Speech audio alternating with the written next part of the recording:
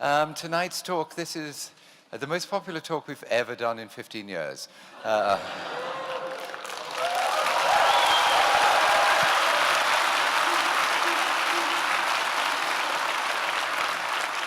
Tonight is the third, so it's been a weekend of Jordan Peterson, which has been a huge pleasure.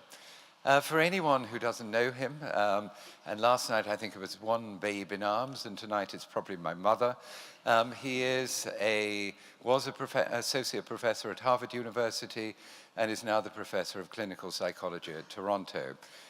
His first book was a huge success. It revolutionized the psychology of religion, and his latest book, The 12 Rules of Life, is set to do exactly the same. Just a few housekeeping things. At the end of the talk, we're going to have a Q&A, which I'm going to moderate. So do prepare your questions. Please make them questions. And also for those people in the live stream, there'll be post-it notes, and you can hand questions to the ushers, and we'll be taking those as well. I look forward to that. And at the end of it, we're going to be doing not so much a signing, but here on stage, a dedication. Everyone's book is, or pretty well everyone's book is already signed. So if you don't want a dedication, then just leave. On the third page, you'll find the signature. Last night there was a huge queue, as you can imagine. In order to make the queue run smoothly, and sorry to sound bossy, but he's not going to be doing selfies. Just because it means he's got to stand up the whole time and it'll slow down the flow. But he's very happy to be photographed, and you can photobomb him if you'd like. Also, because all of us, particularly me, are really keen for him to solve the problems of our lives, please resist doing that during the dedication because it'll really slow everything down. I think the three things that you can take away from this evening, and you'll be the judge, is first of all, be inspired by the talk, secondly, read the book, and thirdly, marry a Canadian. I feel rather fortunate to have now done all three. Also, if you would like to tweet, it's hashtag the 12 Rules of Life. So without further ado, please welcome one of the world's great public intellectuals, Jordan Peterson. Thank you.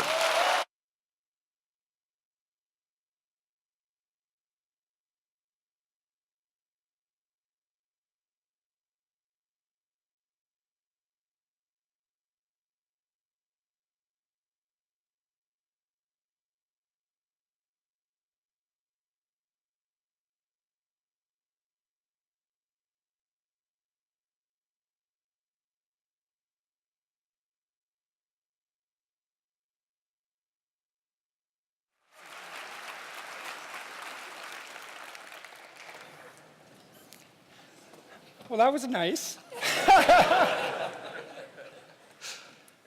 Oh. So I thought I'd talk about my book tonight. I've given 2 talks now, and I didn't actually talk directly about it. I sort of talked around it. So I thought, I don't like to give the same talk twice. So I thought I'd actually walk through it and outline it a little bit. And so I had to spend most of the day memorizing the rules. You know, you'd think if you worked on something for 3 years, or it's been 5 years, I guess, you'd actually have it memorized. But memory is a very strange thing, and it's very particular and goal-oriented. And I actually didn't have the rules memorized, and certainly not their numbers. So hopefully I do by now. So I guess we're going to find out. But I have a copy of the book here in case I forget. So I think we'll go through them one by one, and we'll see how that goes. 7 o'clock, so all right, good. The first rule, which is kind of a comical rule, is stand up straight with your shoulders back. And it's a meditation, among other things, on the habits of lobsters. I read some papers on lobsters must be 10 years ago, I guess, and they just absolutely blew me away.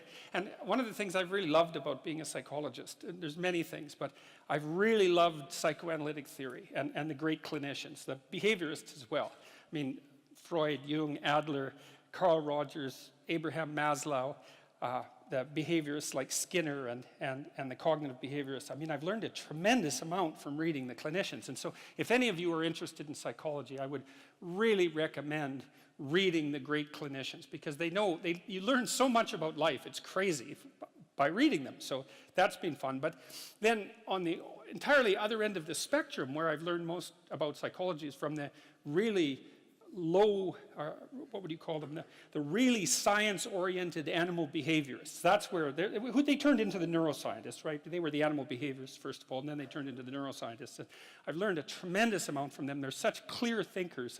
The best of the bunch, I think, there's two of them. One named Jeffrey Gray, who wrote a book called The Neuropsychology of Anxiety, which is just a deadly book. It's impossible to read. It takes like 6 months to read it, because I think he read like 1,800 papers to write it or something like that. And he actually read them. That's the cool thing. And he understood them, which is really something. And then there's another guy named Jaak Panksepp, who wrote a book called Affective Neuroscience, which outlines his studies, for example, of rats. He was the guy who learned that rats laugh if you tickle them with the end of a pencil eraser, but they laugh ultrasonically like bats. So you have to slow down the ultrasonic vocalization before you can hear them giggle. And you'd think, why the hell would you spend your time tickling rats with a pencil and making them laugh? But see, what he demonstrated there was that there was a play circuit in mammals, that there's a psychobiological basis for rough and tumble play, for example. It's a bloody big deal, you know, discovering a whole new circuit in the brain. That's like discovering a continent. It's Nobel Prize winning stuff. And Panksepp's Affective Neuroscience, I would highly recommend that. So there's this other book I know about too, which is 12 Rules for Life, which you could also look into if you want. Anyways, I was reading these articles on lobsters, and I came across this finding that lobsters governed their postural flexion with serotonin.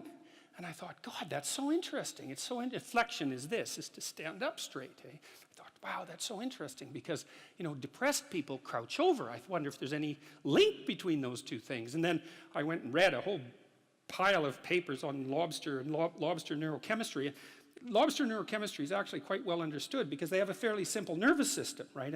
And so if you want to understand a complex nervous system, it's a good idea to understand a simple one first and then sort of elaborate upwards. And it turns out that serotonin governs status. It governs status, emotional regulation, and posture in lobsters, just like it does in human beings. And so that just blew me away. And so one thing that chapter 1 is about is the fact that if a lobster is defeated in a dominance battle, you can give it essentially antidepressants, and it will fight again. And that just blew me away. You know, it's so remarkable, because one of the things it tells you is that, so if you're imagine that you could be lobster top dog or bottom dog. Imagine there's 10 strata in the lobster hierarchy. So you could be number 1, right, top lobster, number 10, bottom lobster. If you're bottom lobster, you have low serotonin levels and high octopamine levels. That's a neurochemical that human beings don't produce. And if you're a top lobster, you have high serotonin levels and low octopamine levels. And you can move a lobster in its dominance hierarchy by moderating its levels of serotonin. And I thought, that's so interesting, because what it means is that the counter that keeps track of our status, and we have a counter in a sense in our minds that keeps track of our status, is 1/3 of a billion years old. And what that also means is that the idea of the hierarchy, let's call it a dominance hierarchy, because within lobsters it's kind of like a physical prowess hierarchy, something like that. The idea of the hierarchy is at least 350 million years old. And so I read that and I think, well, so much for the idea that human hierarchies are a sociocultural construct. It's like, no, that's wrong. It's not just a little bit wrong, it's unbelievably wrong. It's mind-bogglingly wrong, right? And it's, right, and so hierarchies have been around for 1/3 of a billion years, and we have a neurochemical system that modulates our understanding of those hierarchies. And then also, and this is the interesting thing too, and this is why people's reputations are so important to them, there's lots of reasons, but this is one of them, is that where this counter that you share with lobsters rates you in terms of your hierarchical position determines the ratio of negative emotion to positive emotion that you feel. And that's also an absolutely mind-boggling idea for two reasons. One is it tells you why it's so hard on people to be put down. Because it doesn't just upset them in the moment, it changes the way their entire system responds to the world so that they now experience more positive emotion and less negative emotion. So that's really rough. And then there's a corollary to that too, which is like, there's a very tight relationship between your belief system and your dominance hierarchy position. It's complicated, but it's worth going through. Like, let's say that, so I have a certain amount of status as a professor, and I have the, let's call it the what would you say? I've been granted the entitlement to a certain position in a social hierarchy. Now, the question is, why do I have a valid claim to that position? And the answer, hypothetically, is because I know enough so that my claim to the position is valid. So then if you stand up in the audience and challenge my beliefs and show that I'm wrong, you might say, well, I get upset because I'm wrong. But the more accurate reason that I get upset is because you're indicating to the crowd that my position in the hierarchy of authority is invalid. And by doing that, you lower me in the hierarchy and you mess around with the neurochemical systems that are regulating my emotions. And so if you're interested, at least in part, in why people are so prone to defend themselves and their beliefs in the service of their position, then that's why. And so that's a great example of how you can learn these unbelievable things by stumbling across a rather obscure biological fact. It just what would you say? It's like a series of dominoes. And that's also why biological facts are so useful. It's like, we don't have to argue about whether or not social hierarchies, as I said, or hierarchies are social constructs. A given hierarchy is influenced in its structure by sociocultural conditioning, let's say, but the fact of the hierarchy, so like the part of your brain that detects and regulates your response to hierarchies is older than the part of your brain that recognizes trees. Like, it's old. It's really, really fundamental. And so, and almost all social animals organize themselves in hierarchies, because now the other thing that chapter 1 is a bit of a meditation on what might constitute a hierarchy. One of my business colleagues, a former student of mine from Harvard, very, very smart guy. He's got a graduate degree in engineering from MIT and a PhD in psychology from Harvard, so there's like one of him in the whole world. And he's a very smart guy. And he helped me design the self-authoring suite, by the way, and he's been working for about 20 years on that. That's a suite of programs that helps people write about their lives and straighten them out. He told me to stop using the word dominance hierarchy.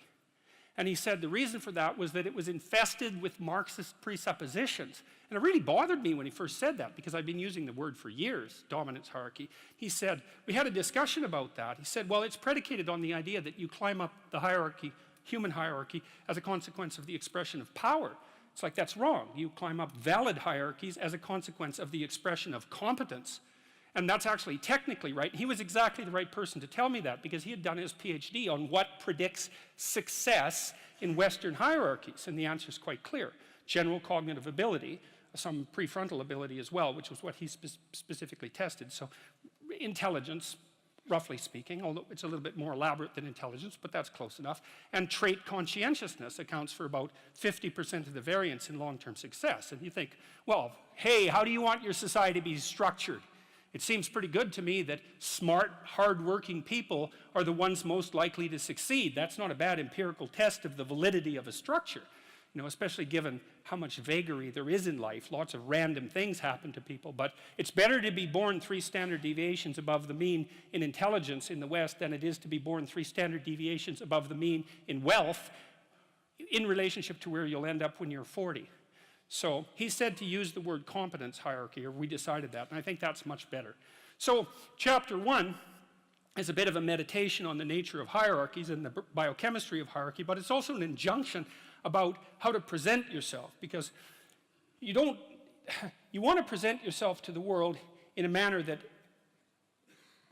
doesn't disgrace you in some sense. That might be a good way to think about it. And you don't want to disgrace yourself, because the consequence of disgrace is emotional dysregulation, more pain, less positive emotion. And so the best way to present yourself is to stand up forthrightly and to stretch out, you know, and to occupy some space, and you make yourself sort of vulnerable by doing that, because you open up the front of your body, right? But it's a sign of confidence, and that way people are most likely to give you the benefit of the doubt. And that's a good way to start regulating your mood. But not only does it directly regulate your mood to stand up, because it's so tightly associated, like postural flexion is associated with serotonin and emotional regulation, but also because if you straighten up and you present yourself in that manner, then other people are more likely to take you seriously. And that means they'll start treating you as if you're a #1 lobster instead of a #10 lobster. And that's another way that you can at least give yourself the bloody benefit of the doubt, right? And confront the world in a courageous manner. And that's a really good way of figuring out how to establish yourself in multiple competence hierarchies, because one of the general rules of thumb about how to be successful is to confront things that frighten you forthrightly and with courage. And that's kind of a universal strategy for success. And so that's what the first chapter is about. So that's quite fun. My graduate students, I told them these lobster stories. My graduate students, when we used to go out for breakfast, and they were a very competitive bunch, very fractious and witty, and they were always trying to get one over on each other, and making some witty put down or something like that. And it got to the point in the restaurants where they'd put their claws in the air and click like this when they, got one over on one of their colleagues, which was very peculiar and strange and very funny as well. So that's rule number 1. Rule number 2 is treat yourself like you're someone that you care about. And that's a deeper chapter, I would say. Like, chapter 1 is kind of comical, but it's also got this serious scientific end, for example, and it's practical, like most of the rules are. Chapter 2 is a bit of a meditation on why. See, I read this piece of work by Jung a long while back, and it was a meditation on the injunction to treat your neighbor as you would like to be treated, something like that. And what Jung pointed out, which I really liked, was that wasn't an injunction to be nice to other people.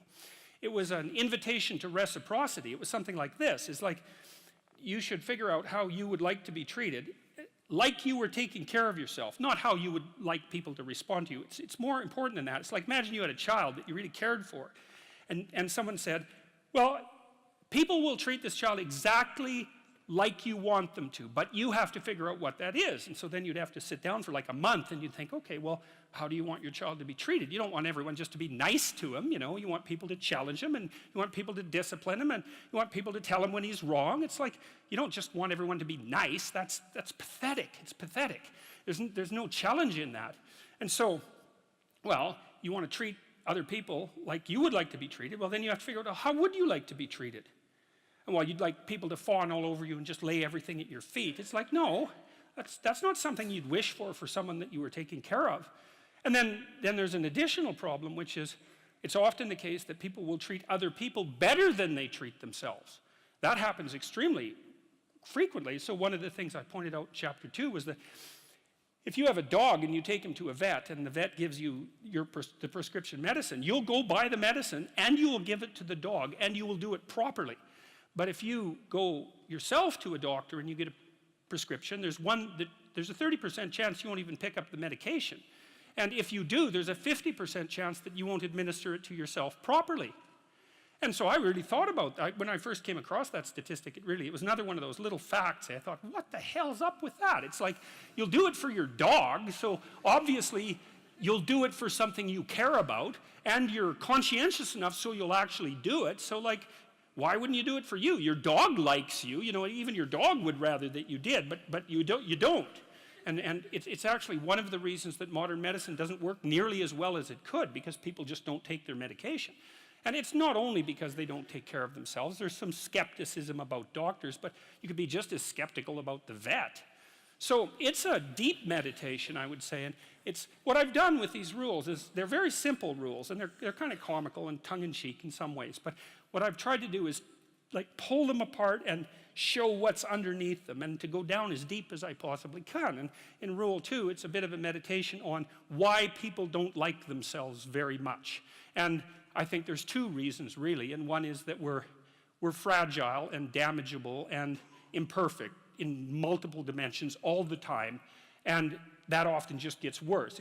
Lots of things get worse as you get old, for example. So it's not necessarily that easy for a self-conscious being who's extraordinarily aware of his or her own fragility, but not just fragility, foolishness and errors, like you know yourself better than anyone else knows you. And you might have a certain amount of dislike for someone you know because of something they did, but you know everything you did. Jesus, that's a drag, man. You have to carry that along behind. It's like, really, I did that, And then, so there's that. It's like you're weak and kind of useless and prone to temptation. And all those things, that just shouldn't be that way. And then you're also capable of pretty vicious acts of malevolence. And so you also know that about yourself. And so it's a real existential question for people. It's like, why the hell should you take care of something as sorry and wretched as you are? And that's really what the chapter is about. It's because the answer in the chapter is, you're, first of all, yes, you're pretty useless and terrible, but so is everyone else, and that's actually an existential problem, right? And what I mean by that, it's a problem that every human being has always had and always will. So it's not just you, it's a universal problem. And that there's an answer to that, and one of them is to, what does it say? Love the sinner but hate the sin. It's something like that, is that despite the fact that you're not all that you could be, the proper attitude to have towards yourself is the attitude that you would have towards someone that you genuinely cared for. And that it's incumbent on you to act as if you genuinely care for yourself, just like you would act towards someone that you actually cared about, some other person. And so it's a reversal in some sense of the golden rule, right? And it's a discussion of why that's necessary. And also, more than that, it's a discussion of why you have a moral obligation to do that. It's not just that you should because it would be better for you. You actually have a moral obligation to do that, I think, because you make the world a much better place, much worse place if you don't take care of yourself. So you should bloody well take care of yourself, because, well, that's what the chapter's about.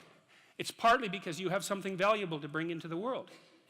That's the thing about being an individual. It's the thing that Western civilization has always recognized, that as an individual, you have a light that you have to bring into the world. And that if you don't bring it into the world is a dimmer place. And that's a bad thing, because when the world is a dim place, it can get very, very, very dark.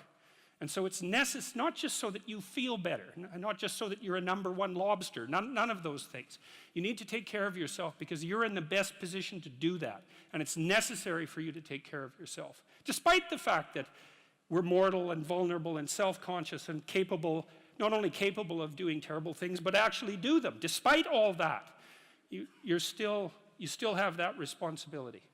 And so I wanted to hit the question as hard as I can to try to figure out, well, why people are contemptuous of themselves. And there's plenty of reason, that's for sure. But the reasons do not justify the mistreatment of yourself. It's as simple as that. It's not a good strategy. And the next rule is make friends with people who want the best for you. And that's a meditation on my own childhood and adolescence to some degree. I had friends who wanted the best for me and friends who didn't. And they were friends who, some of them were aiming up and some of them were aiming down. And if you have a friend that's aiming down and you do something that's aiming up, then they're generally not that happy about it. They try to top your accomplishment with one of their own, hypothetical or real, or put down what you're doing, or offer you a cigarette if you're trying to quit and you've kind of done that successfully, or a drink if you've been drinking too much and are trying to stop being an alcoholic, or they're cynical and bitter and devoted towards no good. And sometimes that's family members too, and sometimes it's even part of you, But this chapter is an injunction to people, is like you have an ethical responsibility to take care of yourself, you have an ethical responsibility to surround yourself with people who have the courage and faith and wisdom to wish you well when you've done something good, and to stop you when you're doing something destructive. And if your friends aren't like that, then they're not your friends. And maintaining your friendships with them might not even be in their interest. And so it's a tricky argument to make, because I'm not saying, whenever anyone's in trouble, you should, push them into a ditch and then give them a couple of kicks. That's not the idea. The idea is that, I had a couple of rules I didn't write about. One was be careful about whom you share good news with. And another was be careful about whom you share bad news with. And those rules ring in people's minds quite quickly. A friend is someone you can share good news with, You go to them and you say, hey, look, this good thing happened to me. And they say, look, I'm so happy that happened to you. Like, way to be. And they don't think, God damn it, why didn't that happen to me? And you didn't deserve it. And here's a bunch of reasons you're stupid and why it won't work. It's like, that's not helpful. And so I would say, like, if people are, you know what, the other thing people are doing, if they're trying to drag you down, let's say, is they're trying to see if you'll put up with it. Because they have this idea that maybe life isn't worth living and things aren't good, and that if they can besmirch, let's say, to use an archaic term, something that's pristine and good, then they demonstrate to themselves that there is no true ideal and that there's no necessary reason to be responsible and to strive forward. And so they use you as a test case. You know, I'll just push you down into the low lobster bin and see how you respond. And if you put up with it, then yeah, my cynicism is fully justified. And so, well, that's chapter 3. And it's a painful chapter because it also details the suicide of one of my friends, which occurred over a very long period of time. Not the actual suicide, but all the prodroma to it. And so, and it's a contentious chapter. Number 4 is compare yourself to who you were yesterday, not to who someone else is today. And the reason I wrote that was because I had this client, I'm a clinical psychologist, and I've spent 20 hours a week for 25 years listening to people tell me about their lives, you know, and those people were people who were just barely hanging on to the bottom of the world, up to people who were so successful you can hardly believe it, like the entire gamut of people. And that's been absolutely fascinating. It's like being a clinical psychologist, if you really listen, is like being immersed in a Dostoevsky novel all the time, you know, because it's amazing what people will tell you if you listen to them. People are so interesting if you actually listen to them because they're so peculiar. Like, they're like penguins or rhinoceroses or ostriches. They're unlikely creatures. And anyways, with regards to comparing yourself to who you were yesterday and not to who someone else is today, this old client of mine, he was about 85 when he came to see me, and he was a financier and a kind of a mathematical genius. He made these little pendants out of a mathematical symbol for the most beautiful mathematical equation that was ever written. He made them out of gold, and he would hand those out. And he had studied psychology as a young man, and he introduced me to this concept that I didn't know about called the Pareto distribution, which, see, I'd been taught as a psychologist that most human characteristics were normally distributed, right? So most people were average and some people were extreme. That's a Pareto or a normal distribution. Intelligence is like that, and height, there's more people of average height than very tall or very short, and weight is like that, and lots of things are normally distributed, and psychologists tend to assume that everything is, but it isn't. Creative products are distributed in a Pareto distribution, and that's a whole different thing, and it's really important to know this. It's another fundamental fact, the knowledge of which can sort of transform the way you conceptualize, let's say, the political landscape. So here's an example of the Pareto distribution. You know, there's a rule of thumb that if you run a company that 20% of your employees do 80% of the work, or that 20% of your customers are responsible for 80% of your sales, or that 20% of them are responsible for 80% of the customer service calls. Same thing, but that's not exactly the rule. The rule is worse than that. The rule is, in a given domain, the square root of the number of people operating in that domain do half the productive work. So you think, well, you have 10 employees, 3 of them do half the work. It's like, yeah, okay. What if you have 100 employees? Then 10 of them do half the work. What if you have 1,000 employees? Well, then it's 30. And if it's 10,000 employees, then it's 100. And this actually turns out to be a rather ironclad rule. It applies across very, very many situations. It applies, for example, to the mass of stars and the size of cities. So you can see how universal it is as a law. And it's something like those that have more get more, and those that have less get less. That's the Matthew principle, right? To those who have everything, more will be given. From those who have nothing, everything will be taken away. And the economists sometimes call that the Matthew principle. And so what that lays out is a world that's rife with inequality. So, you know, you hear this idea that I think it's the 85 richest people in the world have more money than the bottom 2 billion. That's a Pareto distribution phenomena. And you might say, to hell with capitalism for producing that. It's like, sorry, you got your diagnosis wrong. It's a natural law.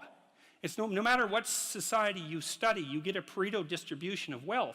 You get a Pareto distribution of number of records recorded. You get a Pareto distribution of number of songs written or goals scored. Like any creative product has that characteristic. And it's partly because as you start to become successful, let's say, people offer you more and more opportunities. And as you start to fail, people move away from you and you plummet. And so Okay, so that's rough. So what it means is that there is always a landscape of inequality. And I'm not saying that we shouldn't do anything about it, although I am saying that we don't know what to do about it. That's the thing, because you can modify the Pareto distribution of wealth, let's say, but we don't know how to do it without maybe disrupting the system so completely that it collapses, which is what happened in the Soviet Union, for example, and in Maoist China. They were trying, at least in principle, to adjust inequality. But the cure was far worse than the disease. And the truth of the matter is, we actually don't know technically how much inequality there has to be to generate wealth. We can guess, and you could say, well, there should be less, and you might say, well, there should be more. If you're left-wing, you'd say less, and if you're right-wing, you'd say, well, we'll just let the inequality flourish.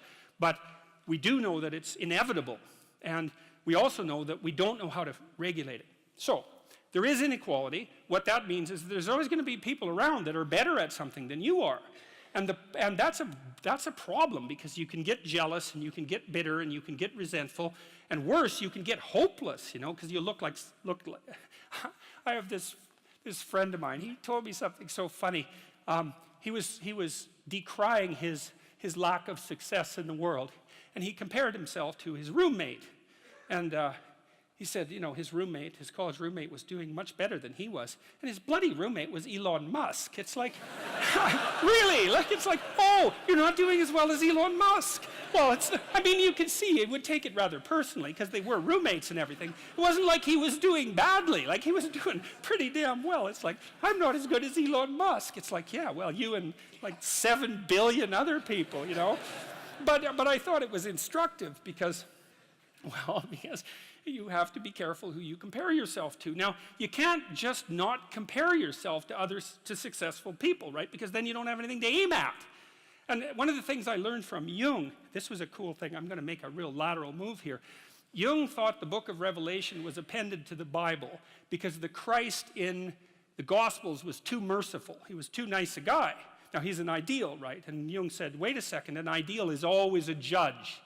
That's the thing about an ideal, because you're not as good as your ideal, so your ideal is a judge. And Revelation has Christ coming back as a judge, and that was Jung's explanation at the level of the collective unconscious for the pasting of that remarkably strange and terrible book onto the end of the Bible. So, anyways, my point is an ideal you need an ideal because you have nothing to aim at, but an ideal is a judge, and you always fall short of the ideal. So how the hell can you have the benefits of having an ideal without having the crushing blow that goes along with having the judge that always regards you as insufficient? So I was trying to work that out in the chapter, and this is something I've had to work out a lot as a clinical psychologist. It's like, well, let's say you need a goal, but we don't want to let your distance from the goal crush you. So you got to set up a goal, and then you got to break the goal down into parts so that you can move towards it, and you have a fairly high likelihood of doing it. So that's a bit of practical, I wouldn't say advice, it's because it's better than advice. It's some practical knowledge about how to go about achieving an aim. Set a high aim, but differentiate it down so you know what the next step is, and then make the next step difficult enough so you have to push yourself past where you are, but also provide yourself with a reasonable probability of success. It's also what you do with children, right? You want to push them because they need to grow up and be more than they are, right? But you don't want to crush them with constant failure. So what you do is aim high and make the goal difficult but proximal. So anyways, so that's one way of looking at it. But then the next thing is, I've had many clients in their 30s who are trying to, this is more true with women, I would say. A lot of women who are very high achieving and who established their career goals at 30 and then want to differentiate out their life. They want to have a husband, they want to have a family, they're trying to figure out how to do that. And one of the things I've noticed that around 30, you really have to stop comparing yourself in some ways to other people. And the reason for that is that the particularities of your life are so idiosyncratic that there isn't anyone really all that much like you, because the details of your life happen to matter. And so maybe you compare yourself to some rock star or something like that, and the person's rich and famous and glamorous and all that, but they're alcoholic and they use too much cocaine and they've had 3 divorces, and it's like, how the hell do you make sense out of that? Is that someone that you should judge yourself harshly against or not? The answer is you don't know, because you don't know all the details of their lives. And who do you know that you can compare yourself to? That's easy. You. yesterday. So here's a good goal. It's something like, well, aim high. And I really mean that. It's like, and we'll talk about that a little bit too. Aim high, but use as your control yourself. It's like, so your goal is to make today some tiny increment better than yesterday. And you can use better, you can define better yourself. This doesn't have to be some imposition of external morality. You know where you're weak and insufficient, where you could improve. You think, okay, well, this is what I'm like yesterday. If I did this little thing, things would be just an increment better. And, well, that's a great thing because you get the ball rolling, and incremental improvement is unstoppable. You can actually implement it, and it starts to generate Pareto distribution-like consequences. It starts to compound. And I've seen that happen in people's lives over and over. Well, people write me all the time and tell me that they're doing that, but I've seen that happen in people's lives continually. They make a goal that, the goal should be, how could I conceive of my life so that if I had that life, it would clearly be worth living, so I wouldn't have to be bitter, resentful, deceitful, arrogant, and vengeful. Like, that's sort of the bottom line, right? Because that's what endless failure does to you. It's not good. And that's what life without purpose and a goal does to you as well, because life is very hard. So you think, okay, well, I need to adopt a mode of being that would justify my suffering. And you can ask yourself that question. What would make this worthwhile? I quote Nietzsche, I think, in that chapter. He said, "He who has a why can bear almost any how." That's a lovely line, man. I mean, it's a lovely line. And it's really worth thinking about. So you think, well, how do I manage all this misery and suffering and futility? It's like, well, I need to figure out what I would have to do in order to make that clearly worthwhile. And so then you have your goal, and then you think, well, I need to move towards that incrementally because I'm kind of useless and can only do so much and maybe not even that. But all I have to do is be a little bit better than my miserable self yesterday. And that'll propel you forward very rapidly. And you can succeed at it, which is also really lovely, because why not set yourself up for success, because otherwise you'll droop around like a number 10 lobster, and, that's just not good. You get all pinchy when that happens, and it's not a good thing. So that was chapter 4. Chapter 5, geez, we're cruising along here. Chapter 5 is the one that I thought I would get in the most trouble for writing, I figured people would be all over me for this, and so far they haven't been, but they still might be. So, and it's called, "Do Not Let Your Children Do Anything That Makes You Dislike Them." And I thought that would be contentious, first of all, because people would think, well, I never dislike my children. It's like, really? Really? Really? You're going to really tell me that? God! And there's a more horrifying element to that too, because as a clinical psychologist, I've seen the full Freudian nightmare, I can tell you that. And, I've seen families where it's like this. It's like the family members are standing in a circle, let's say, and each of them has their hands around each other's neck. And they're squeezing hard enough to strangle the other person in 20 years. And that's the family. It's like, and, if you haven't met a family like that, or, well, then you're not paying attention, and there's some reasonable possibility that you're actually in a family like that. So the idea that parents can't dislike their children, it's like, God, how naive can you get? That's just, if you think that, man, I don't even know where you'd start to straighten yourself out. I could never dislike my children. It's like, yeah, well, those are the people who produce the most monstrous children, too, I can tell you that. So and then there's this idea that Jung had, which I really love, which is the idea of the shadow. And, it kind of got pop psychology and trendy, sort of among the New Age types, too. But one thing I can tell you about Carl Jung is, no matter what else someone might say about him, he is absolutely not New Agey. If you read Carl Jung and you understand him and you're not terrified right to the depths of your soul, you haven't understood a damn thing you've read. And one of the things that Jung said about the shadow, which is the dark side of humanity, the dark side of each individual, was that its roots reached all the way to hell. And he meant something very specific, both metaphysical and practical by that. The metaphysical element was he meant hell, literally and metaphysically, but he also meant the more proximal kinds of hell. And so what he meant was that if you were able to understand your dark side, then you would see in yourself a reflection of the behavior that was that was present at Auschwitz, for example.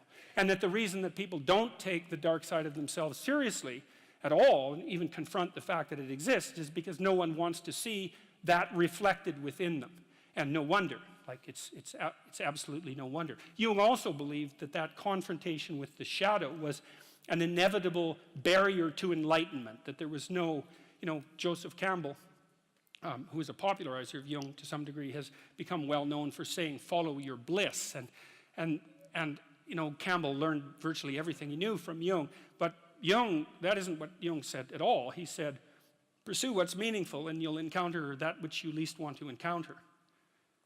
And that's the dragon, right? That's the dragon that hoards gold, for example. And the dragon is also something that lives inside you. And it's not something that you take the encounter with lightly. There are very old stories about this. There's this Egyptian story about the god Horus, who was the Egyptian savior in some sense. And when he encountered evil, even though he was a god, he lost an eye in the battle. And so that's the famous Egyptian eye, that everyone still knows about. That's the eye of Horus that was torn out by Seth, who's the precursor to Satan. And so it's no joke, that. It's no joke. Back to children. See, I kind of knew this when I had my kids. I'd already undergone that to some degree and understood what it meant to be a bad person, a terrible person. And one of the things I knew was that manifested itself in families all the time. Tyrannical father, overprotective mother, more rarely overprotective father, tyrannical mother. It's usually the other way around.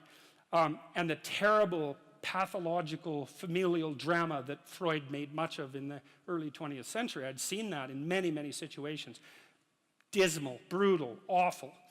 And I've seen parents punish their children. And you can also take a page from Nietzsche if you really want to punish your children, or anyone else if you have someone you're interested in punishing, including yourself. You don't ever punish someone you really want to punish for doing something wrong, because that's actually a bit of a relief to them. That's the theme of Dostoevsky's Crime and Punishment. The murderer gets away with it, and it's a relief to him when he gets caught. It's like, no, if you really want to punish someone, you wait till they do something good, and then you punish them. Because that'll teach them. You maximize the hurt that way. You decrease the probability that they'll ever do anything good again. And I'll tell you, man, if you want to have a good relationship with someone, that's one thing you don't do. You open your bloody eyes, and if they do something that you would like them to do again, then you tell them how much you appreciated the fact that happened, and you hope that it replicates, You see, if there's one thing you can take away from tonight's lecture, that's an extraordinarily useful thing to know. Watch, and when people do something that they should do more of, say, look, I saw that you did this specific thing. I saw that it took some effort. Here's what it meant. Here's how I observed it. It's like, keep that up. And man, if you love someone, you do that to them. That's encouragement. That's such a great thing. So, anyways, back to children. So I already knew that I was a pretty decent monster by the time I had kids. And I thought, well, my kid's little, like a baby or 2-year-olds, like I'm a horrible monster. And so there's an uneven power problem here. I better not let that child do anything that really makes me angry. Now and then you hear about something horrible that happens. When I was in Boston years ago, I read about a woman who'd plunged her 2-year-old daughter's arms into boiling water. You think, well, how in the world can that happen? It's like, well, she's probably hungover. She probably just lost her job. She was probably desperate in 6 different ways. She probably didn't have any decent disciplinary strategies for children. She probably didn't have anyone helping her. She was bitter and resentful and angry, and the child misbehaved at exactly the wrong moment. And you're going to be around your children a lot, and so you might want to have it so that they don't misbehave at exactly the wrong moment. Because all hell can break loose if they can, and I didn't want that to happen. And I knew that it was easy for people to hate their children, even though they mouth the words that they love them all the time. I saw very little evidence of that in many situations. And so one of the things, you have a natural affinity for children, and even maybe a more powerful natural affinity for your own children. So that's a good start. But you don't want to set them up as an enemy against you. You don't want to allow them to engage in the kind of hierarchical challenge that makes you irritable and resentful. That's not a good idea. And if the things they do make you dislike them, the probability that they will make other people dislike them is extraordinarily high.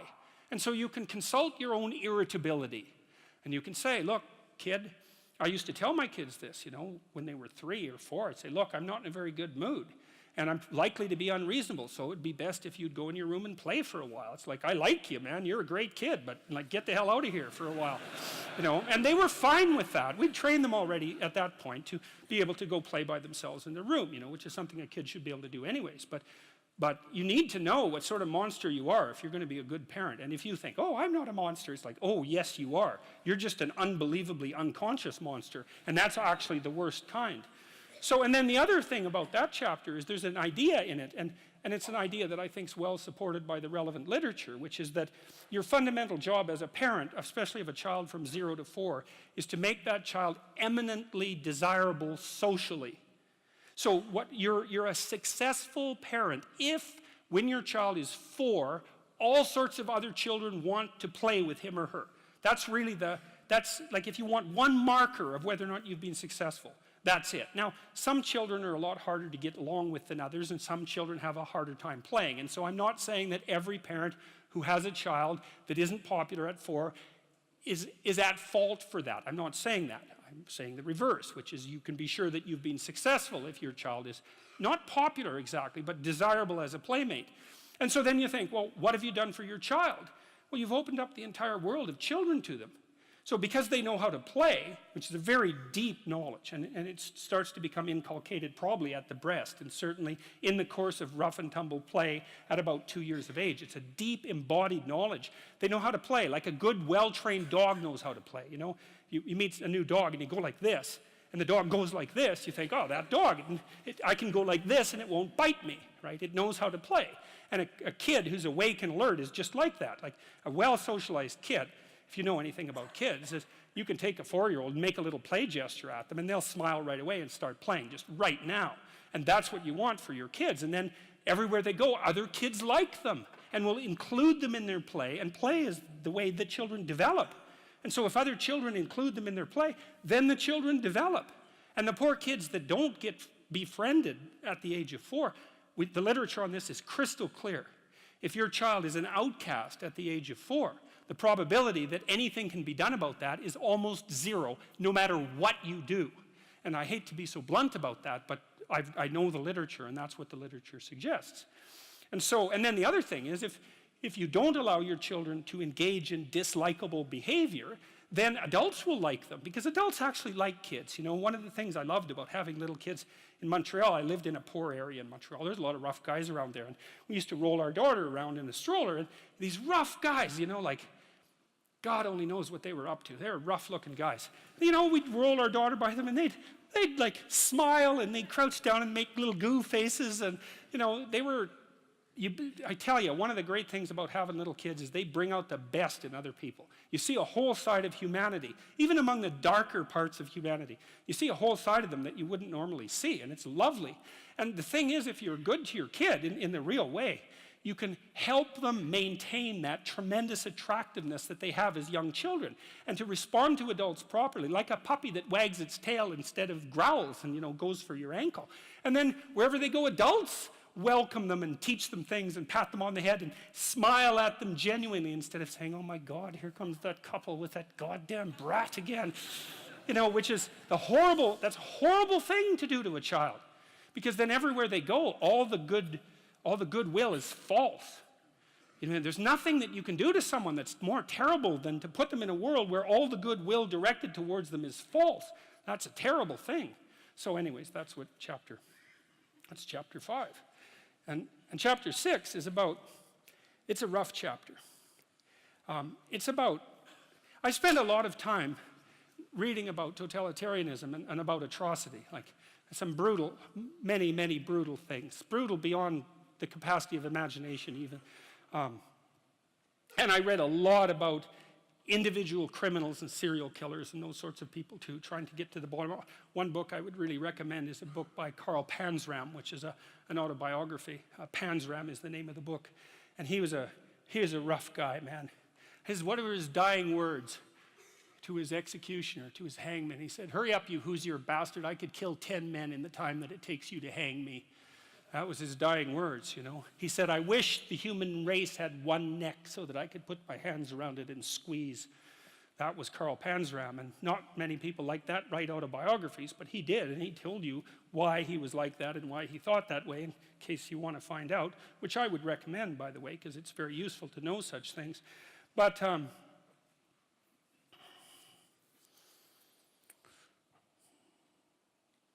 I have to remember why I told you that Panzram story. Oh yeah, chapter 6 is about that. It's about Panzram, and it's about the Columbine kids, the kids who shot up the high school, because I read their diaries, and I understood them too, which is even better than just reading them. And you see these mass shootings all the time, and everyone does the same thing. Oh, how did that happen? Why did that happen? How can it be this way? It's like, well, why don't you read what they said about why they did it, and just assume that that's the reason. And if you go, oh, well, the Columbine kids,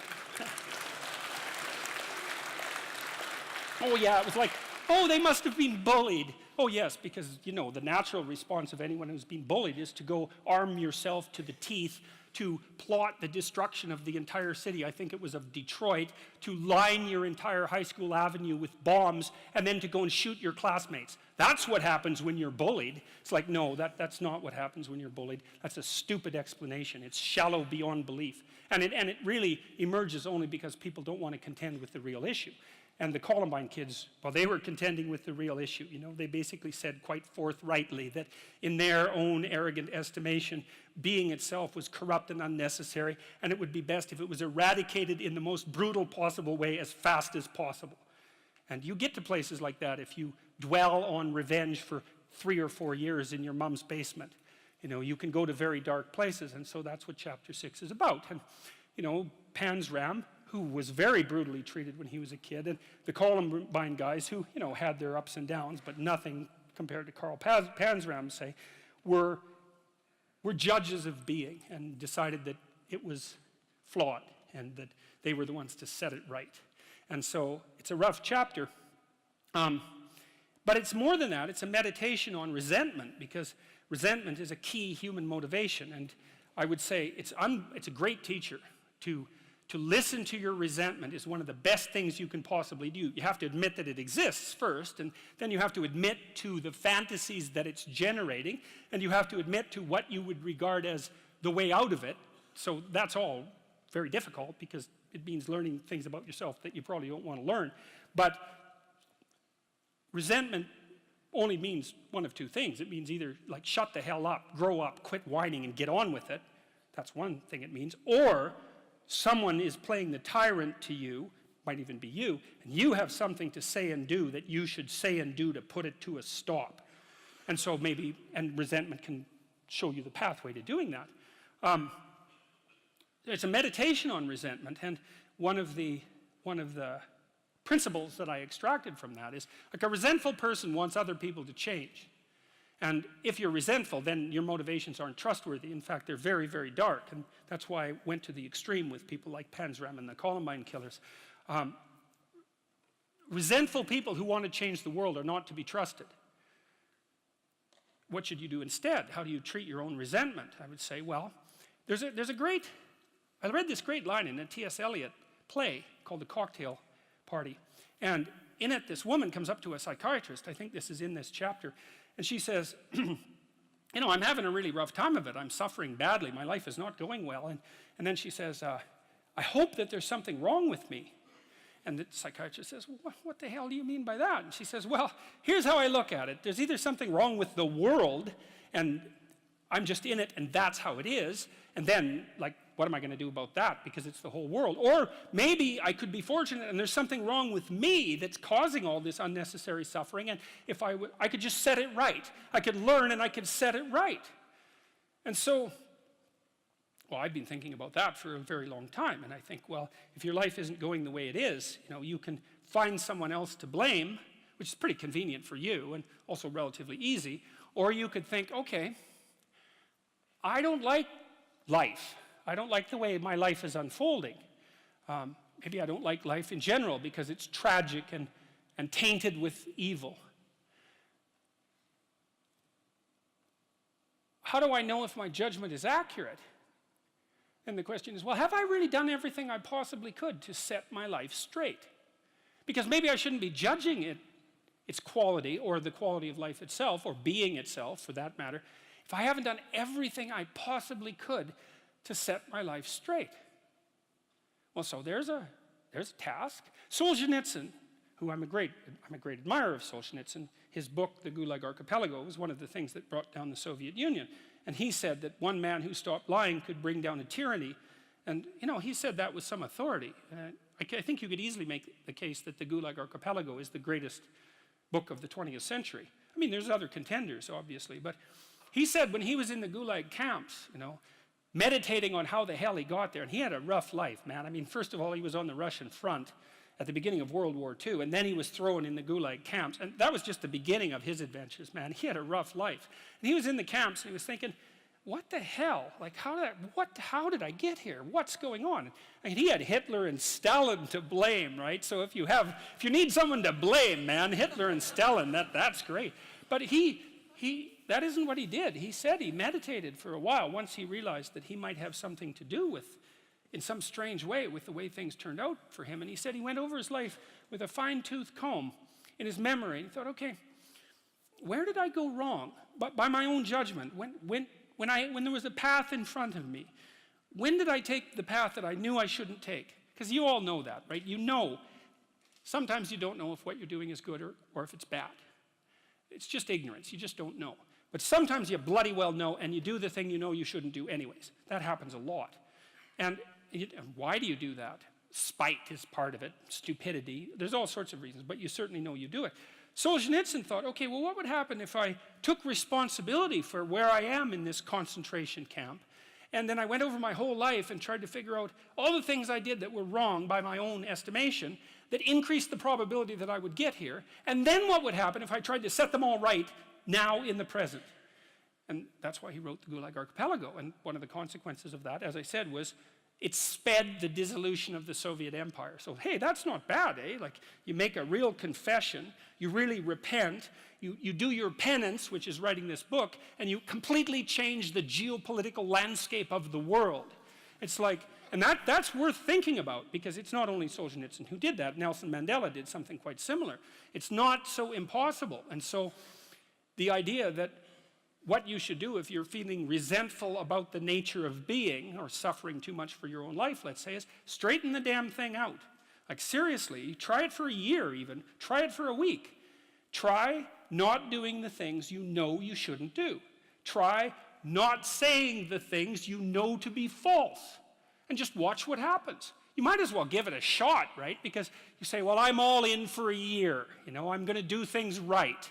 And then I'll just stand back and I kind of watch how things unfold. And maybe I'll reconsider at the end of that year. It's like, try it. Try it. I mean, I would say I've had thousands of letters now from people who are saying, hey, I tried that, and hey, it worked. I quit lying and everything quit. Do you ever see that Simpsons episode where Sideshow Bob keeps stepping on a rake over and over? It's like his whole yard is littered with rakes, and all he does is walk around and step on, and then curse. Steps on a rake, it hits him in the face, and he curses. And then he steps on another rake, and you know what I mean. Stop doing that. Exactly. Yeah.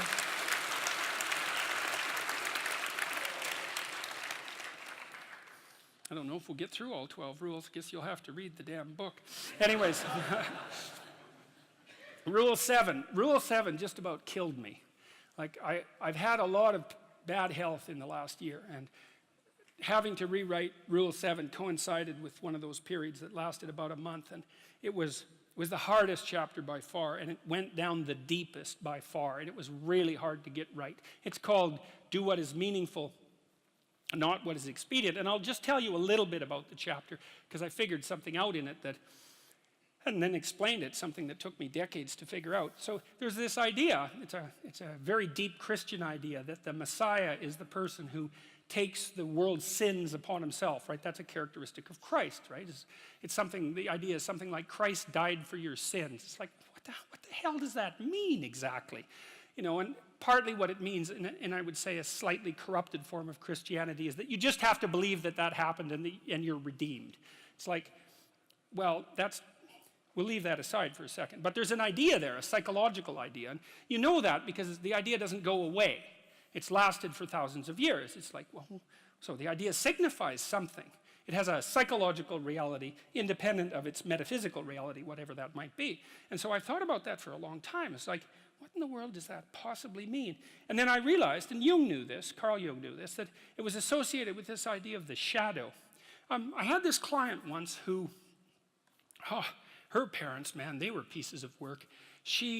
Her parents taught her, I swear to you that this is the truth, her parents taught her that adults were angels, literally.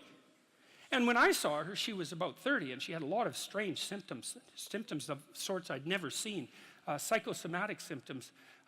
She had kind of like quasi-epileptic seizures at night, but she stayed conscious during them. It was very difficult to understand it, and I won't walk through it. But her parents told her that adults were angels, and she was like 28. She had a university degree, and I said, well, didn't you ever wonder about that? I said, didn't you read any history? And she said, yeah, but I'd read something about the terrible things that people did to each other, and I would just compartmentalize it. And that was actually the key that I used to unlock what was wrong with her, which was eventually fixed. And I won't go into that. But I said, I gave her this book. I gave her two books. I gave her a book called The Terror That Comes in the Night, which is a book about sleep paralysis and nightmares, because I thought that was what might have been bothering her. It turned out that wasn't it. Then I gave her this other book called Ordinary Men. And it's a great book. It's a terrible book, a terrible, dark book, about this police battalion that was moved into Poland during World War II after the Nazis had marched through. And it was all made of middle-aged guys who weren't like victims of Nazi totalitarian propaganda when they were kids. They were just, bourgeois, middle-class guys, kind of like all of us, let's say. And they went to police Poland, and they were going to have to do some terrible things, essentially. But their commander told them quite forthrightly that if being involved in wartime policing was too hard on them, if they felt that it ethically violated them or psychologically violated them, they could just go back to policing in Germany. And very few of them did, partly because they didn't want to abandon their comrades, let's say. They didn't want them to have to do the dirty work, And they were normal policemen. They ended up the sorts of people who could take naked, pregnant women out into the middle of the field and shoot them in the back of the head. That's the culmination of their training. It's very interesting to read about their training because they were absolutely sickened by what they learned to do, like physically sickened, vomiting, shaking, traumatized, but they didn't stop. And if you want to know why, then you can read the book. And I said, look, read this book, but don't bloody well compartmentalize it. Enough of that. It's like, read it like you're one of the damn policemen, which is how you should read history, right? You read about Nazi Germany and you think, well, I'm Oskar Schindler. I'd save the Jews. It's like, no, you wouldn't. Right, you wouldn't, because people didn't. And the probability is very high that you wouldn't. And all you have to do is think it through. Anne Frank, it's like, you're really going to put your family at risk to hide a group of another family in your attic for like multiple years while there's Nazis parading the street and where if you get exposed, you all die. You're going to do that, are you? It's like very unlikely. And no wonder, it's not surprising that it's unlikely, but you don't want to be inflating yourself with with fictional heroism without actually knowing the facts on the ground. So I told her to read it and to understand that the policemen were her. And that's the thing to understand. Well, the idea that the Savior is the person who takes the world's sins upon himself is exactly that. It's exactly the same idea. It's like the way that there stops being Nazis is for you to know that the Nazis were you and for you to decide not to do that again. But you have to know, you see, this is the thing that people won't do. You have to understand that you could not only do what the Nazi camp guards did in Auschwitz, but that you could actually enjoy it. And then you have to decide that you're not going to do that anymore. And that's not an easy thing to figure out. Well, and that's what that chapter is about. So that's a rough chapter, man. That's a rough chapter. And that's only a bit of what it's about. You know, there's a lot in there. And that's, anyways, that's what that's about. Chapter 10, chapter 9. Let's see, I better look. I'm getting a little tired here. Oh yes, chapter 9 is assume that the person you are listening to might know something you don't. This is a chapter about conversation and about the different forms conversation takes. And it's a chapter about humility. And it's a chapter about listening. And the humility element is, it took me a long time to understand why there's religious injunctions supporting humility. To even understand what the word really meant in that sort of technical sense. And it means something like this. It means what you don't know is more important than what you know. And that's a lovely thing to, then what you don't know can start to be your friend, you see. People are very defensive about what they know, and for the reasons we've already discussed. But the thing is, you don't know enough. And you can tell you don't know enough because your life is not what it could be, and neither is the life of the people around you. You just don't know enough. And so, what that means is that every time you encounter some evidence that you're ignorant, someone points it out, you should be happy about that because you think, oh, you just told me how I'm wrong. It's like, great. Like maybe I had to sift through a lot of nonsense to get through the real message that you're telling me, but if you could actually tell me some way that I'm wrong and then maybe give me a hint about how to not be wrong like that, well then I wouldn't have to be wrong like that anymore. That would be a good thing. And you can embark on that adventure by listening to people. And if you listen to people, they'll tell you amazing things if you listen to them. And many of those things are little tools that you can put in your toolkit, like Batman, and then you can go out into the world and use those tools, and you don't have to fall blindly into a pit quite as often. And so the humility element is, well, do you want to be right, or do you want to be learning? And it's deeper than that. It's, do you want to be the tyrannical king who's already got everything figured out? Or do you want to be the continually transforming hero, or fool for that matter, who's getting better all the time? And that's actually a choice, you know. It's a deep choice. And it's better to be the self-transforming fool who's humble enough to make friends with what he or she doesn't know and to listen when people talk. And listening is a transformative exercise. Like if you listen to the people in your life, for example, if you actually listen to them, they'll tell you what's wrong with them and how to fix it and what they want. They can't even help it if you start listening, because people are so shocked if you actually listen to them that they tell you all sorts of things that they might not have even intended to, things they don't even know. And then you can work with that. And the other thing that's so interesting, you know, now and then you have a meaningful conversation, right? You have a good conversation with someone, you walk away and you think, geez, you know what? We really connected, and I know more than I did when I came away from that conversation. And during the conversation, you're really engrossed in it. And that feeling of being engrossed is a feeling of meaning, and the feeling of meaning is engendered because you're having a transformative conversation. So your brain produces that feeling of meaning for you. It says, oh yeah, this is exactly where you should be, right here and now. It's the right place and time for you. And that's a great place to occupy. And so a good conversation where people are listening has exactly that nature. And the reason it has that nature is because it is in fact transformative. It's one of the truisms of clinical psychology. Like if you're a clinical psychologist, a huge part of what you do is just listen to people. It's like, you know, they come in, they're unhappy, and they'd rather not be, something like that. You say, well, why do you think you might be unhappy?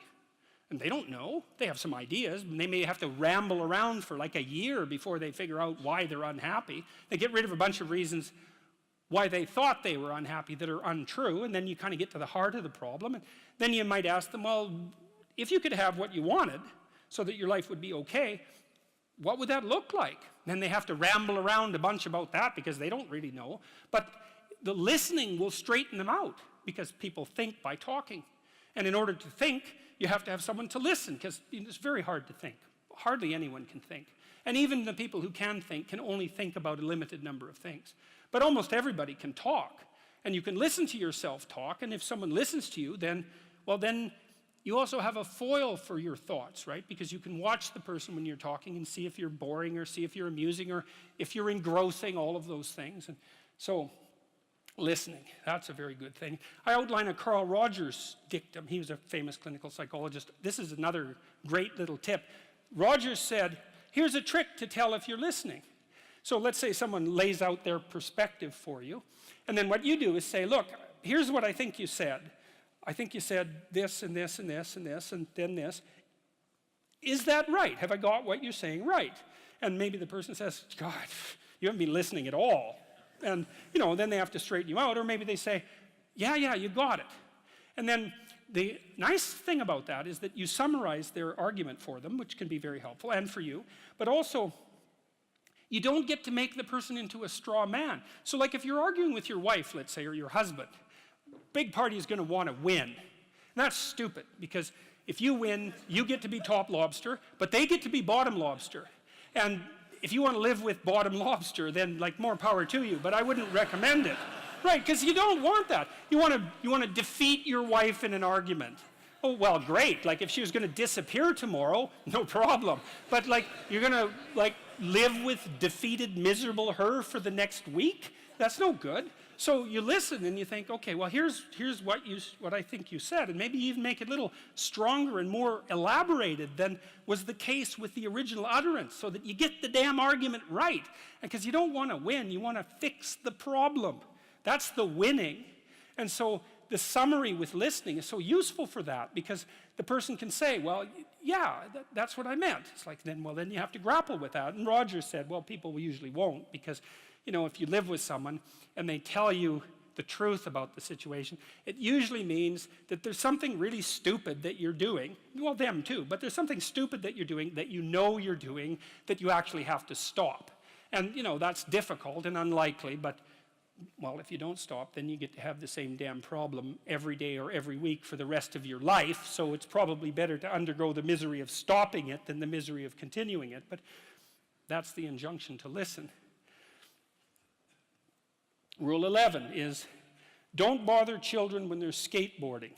And that's a meditation on the difference between weakness and goodness.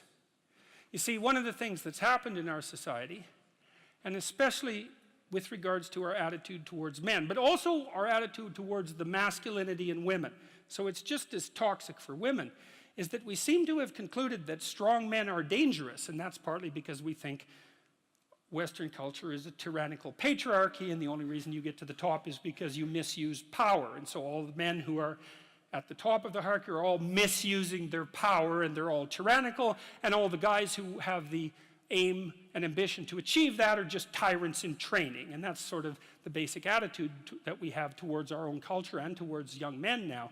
And that's just, there's everything about that is pathological and inexcusable and shameful. I mean, first, the claim that Western culture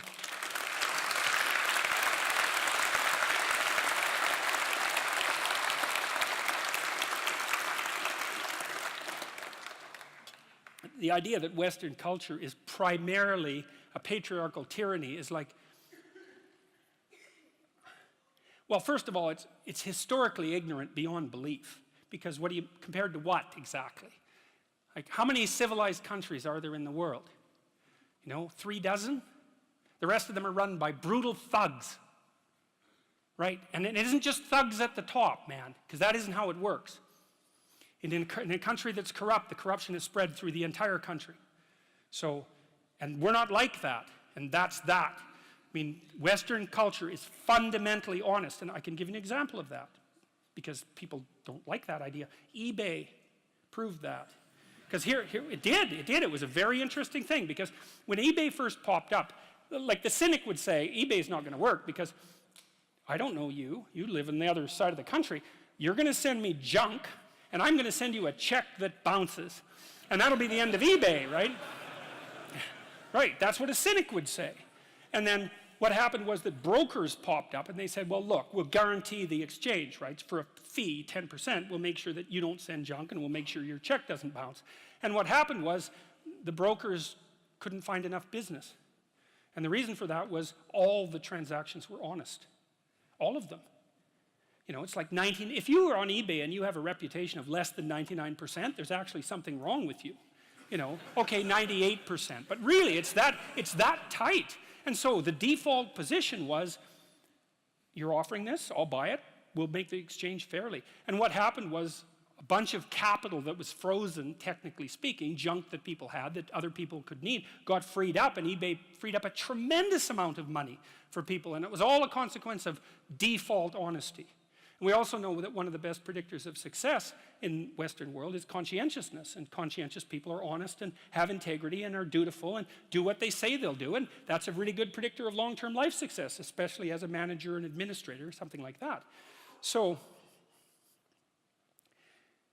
chapter 11 is a discussion about the assault on the positive masculine. And I read it partly as a continuation of what Nietzsche announced back in the late 1800s as the death of God, right? Because in Western culture, God was a masculine figure, and the idea that the divine masculine had been decimated, which was basically Nietzsche's pronouncement, has filtered all the way down to masculinity itself. And I think that's an absolutely appalling outcome. It's something that could only be desired by someone who is a true enemy of humanity. And so partly chapter 11 is a call to encouragement. It's like you want, and I've been telling young men in particular, but young women as well, though they don't seem to be quite as in need of the message, to adopt responsibility for their life, to tell the truth, and to understand that their failure to participate fully in being leaves a hole that's precisely the size of their soul in the cultural landscape. It's no joke. We need all the light we can possibly bring to bear on the situation. And I firmly believe that, and I believe that for all sorts of reasons, and I think they're very deep reasons. And that's partly why I would say Rules to Life also has, it's a funny book because it has a very religious core, but it's also very heavily grounded in evolutionary biology. So, but that's what chapter 11 is about. And it's about people who are the enemy of the human spirit. The people who restrict children's play, for example, which is a particularly pathological thing to do. There's a movement now to not let children have best friends. It's like, really? What the hell, man? That's so... There are so many things wrong with that idea that would take an entire another lecture just to scrape the surface. But mostly it's just... Well, I would not even start on that. Final rule. It's called Pet a Cat When You Encounter One on the Street. And it's the most personal chapter in the book. It's a lot about my daughter. And my daughter was very ill when she was a kid, but particularly when she was a teenager. She had a very terrible time of it. She had juvenile rheumatoid arthritis, and when she was between the ages of 14 and 16, it first destroyed her hip, which had to be replaced, and then it destroyed the ankle on her other leg, which had to be replaced. And she walked around for 2 years on broken legs, and she was taking massive doses of opiates and could hardly stay awake. And she had this advanced autoimmune disease, which produced all sorts of other symptoms that were just as bad as the joint degeneration, but which are harder to describe. And so it's just bloody brutal. You know, and as a test of your faith, there's almost nothing that's more direct than a serious illness inflicted upon an innocent child, right? And so the chapter's a meditation on that, and also on, well, what to do in a situation like that, because everyone is going to have a situation like that in some sense, you know, because you'll be faced with illness in the people that you love and in crisis. And so it's a practical guide to coping with those sorts of things. And one of the things you do when you're overwhelmed by crisis is you shorten your time frame. You know, it's like you can't think about next month. Maybe you can't even bloody well think about next week, or maybe not even tomorrow. You know, because now is just so overwhelming that that's all there is. It's like, and that's what you do. You cut your time frame back until you can cope with it. And if it's not the next week that you see how to get through, then it's the next day. And if it's not the next day, then it's the next hour. And if it's not the next hour, then it's the next minute. And you know, people are very, very, very, very tough. And it turns out that if you face things that you can put up with a lot more than you think you can put up with, and you can do it without becoming corrupted. And she did recover quite fully, and much as a consequence of her own machinations, because she figured out what was wrong with her and then took the necessary steps to fix it, which is nothing short of a bloody miracle as far as I'm concerned. And anyways, part of the cat bit is I actually start by talking about our dog, who actually died about a year ago, but he's still alive in the book. I let people know, because dog lovers love dogs, and if you love cats, then they think you don't like dogs, and then they think they don't like you. So I also point out at the beginning of the chapter that, if you want to pet a dog on the street, that's okay too, so you don't have to get up in arms about it. But the idea is that, you have to be alert when you're suffering. You have to be alert to the beauty in life, the unexpected beauty in life. And that's kind of what I was trying to get across with the idea of the cat. There's this cat that lives across the street from us called Ginger, and Ginger's a Siamese cat. And cats really aren't domesticated, technically speaking. They're still wild animals, but they kind of like people. God only knows why, but they do, And so Ginger will come wandering over, and our dog looks at her, but they're friends, and she rolls over on his back, and Seiko used to, nose her a bit. And then she'd kind of mosey over and let you pet her if she was feeling like it that day. And, you have to look for that little bit of sparkling crystal in the darkness when things are bad. You have to look and see where things are still beautiful and where there's still something that's sustaining. And, you narrow your time frame and you be grateful for what you have, and that can get you through some very dark times. And maybe even successfully if you're lucky. But even if unsuccessfully, then maybe it's only tragic and not absolute hell. And you can do that, in the worst situation. You can make it only tragic and not hell. And there's a big gap between tragedy and hell. There's nothing worse at a deathbed than to see the people there fighting. The death is bad enough, but you can take that, terrible as it is, and make it into something that's absolutely unbearable. And maybe I think, and this is sort of what I closed the book with, is this idea is that if we didn't all attempt to make terrible things even worse than they are, then maybe we could tolerate the terrible things that we have to put up with in order to exist. And maybe we could make the world into a better place, And it's what we should be doing and what we could be doing because we don't have anything better to do. And that's what the book is about. And that's the end of 12 Rules for Life. Thank you.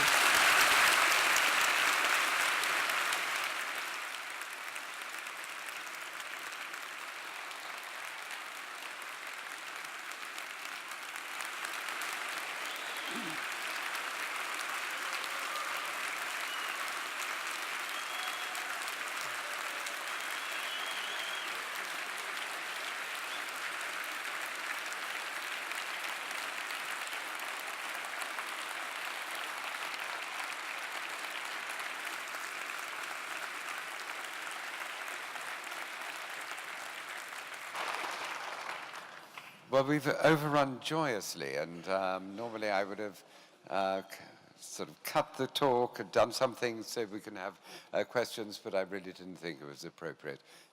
This evening's talk was absolutely luminous and inspiring. So I'm going to do one question only, and I'm going to leave Jordan to actually decide what's the question he's going to ask. So I'm going to take 3 from the audience. I'm going to read out 3 that have come from the live stream. One from the live stream is, how do you challenge the identity politics of today? The second is a more personal one, is where do you fall short yourself in these 12 rules? And is it a constant adjustment? And now let me take 3 questions from the audience, and I'll leave Jordan to then decide which is the last question that he wants to ask. So, first hand there. First of all, it's an honor to be at your lecture. And the question is, I wanted to ask, for example, some people, for example, Stefan Molyneux, who interviewed you, puts, I think, tremendous attention to admitting faults of parents and admitting the harm that was done when getting better and working through adversive childhood experience. And I wanted to ask you about that and what you think about that. And then if we take the young lady just here. My question,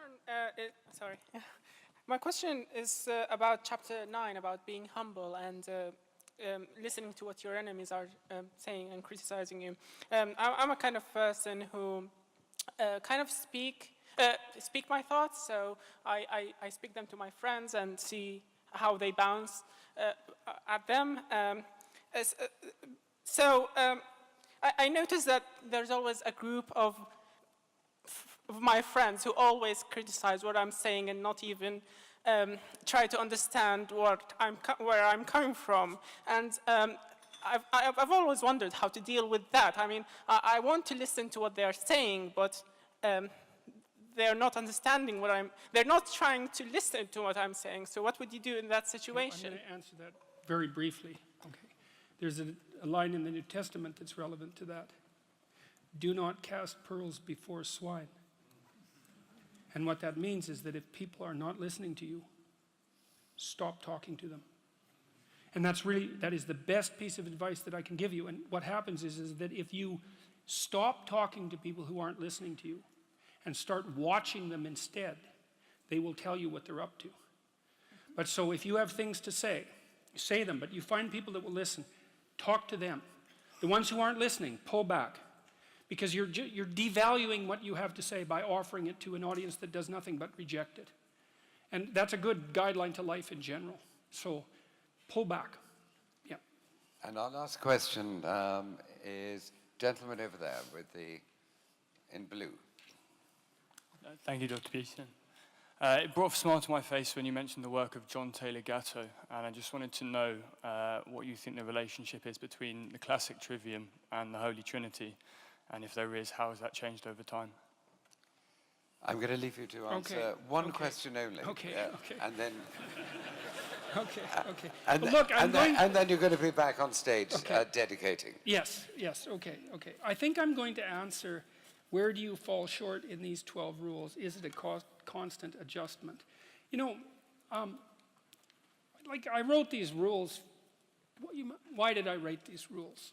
Well, you know, and especially when I said, well, you should try to improve yourself instead of trying to set the world straight, or instead of worrying about what other people are doing wrong. You might say, well, that's a hell of a thing for someone to say who just wrote a book called 12 Rules for Life. It's like, you know, but the thing is that I wasn't just writing that.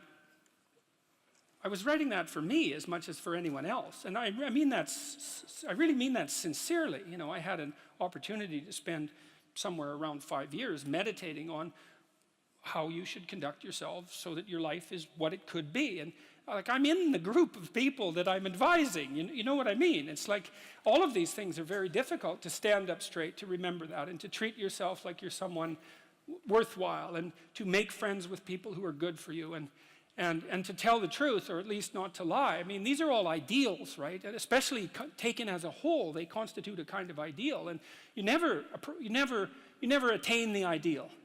And not only that, it recedes as you approach it, right? Because you straighten yourself out and you think, well, I've got it now. And you think, no, wait a minute, there's more to go. There's still more to go. And then you get that much farther along the line, you think, oh, yeah, I thought this was the end of the road. It's like, no, there's plenty of imperfections left to iron out. And so it is a constant adjustment. But there's something about that that's also positive, because you might say that it's not so much that there isn't such a thing as a good person.